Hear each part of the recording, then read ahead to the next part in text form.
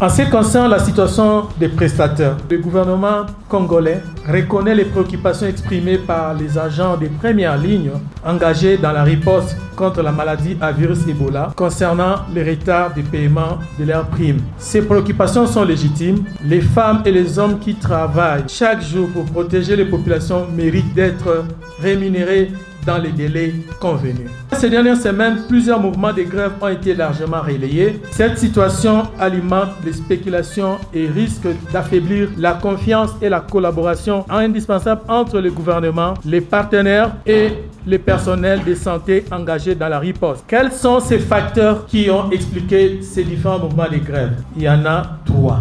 Le premier facteur, le recrutement de personnel supplémentaire en dehors du dispositif initial. Au début de l'épidémie, certaines zones de santé ont recruté du personnel supplémentaire afin de renforcer rapidement la riposte, mais sans validation préalable des autorités sanitaires compétentes. Et ces informations n'étaient pas remontées à la coordination nationale de la riposte. Bien que ces personnes aient effectivement contribué aux activités de riposte, elles ne figuraient pas dans les listes initiales ni dans les budgets prévus pour le paiement des primes. C'est après le déclenchement de ces différents mouvements de grève que la coordination nationale de la riposte a été mise au courant des listes additionnelles des staffs recrutés par certaines zones de santé.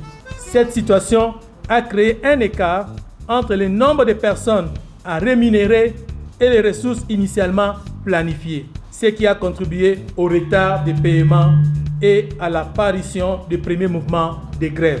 À la suite des discussions avec les différentes parties prenantes, le gouvernement a pris les décisions de rémunérer également ces agents pour le travail qu'ils ont effectivement accompli.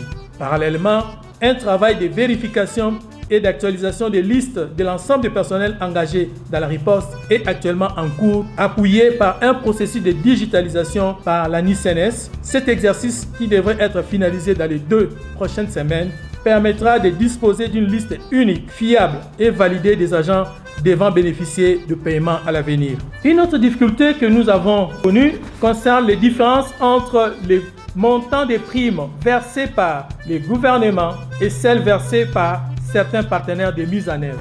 Il a notamment été convenu que les partenaires pourraient continuer à appliquer leur barème actuel, tandis que le gouvernement compléterait ces montants lorsque les conditions financières et opérationnelles les permettraient. Cependant, dans la pratique, ces compléments n'ont pas encore pu être mis en œuvre de manière systématique en raison de plusieurs contraintes. Cette situation crée un sentiment d'injustice parmi les agents qui exercent parfois les mêmes fonctions tout en percevant des rémunérations différentes. Par ailleurs, si les partenaires ont convenu en principe d'harmoniser les montants des primes, cette harmonisation reste encore incomplète sur le terrain. Il est essentiel que l'ensemble des acteurs appliquent les engagements pris afin de réduire les disparités, les incompréhensions et les tensions au sein de la riposte. Les difficultés de paiement ont également été aggravées par des contraintes logistiques. Les difficultés de transport ont limité l'acheminement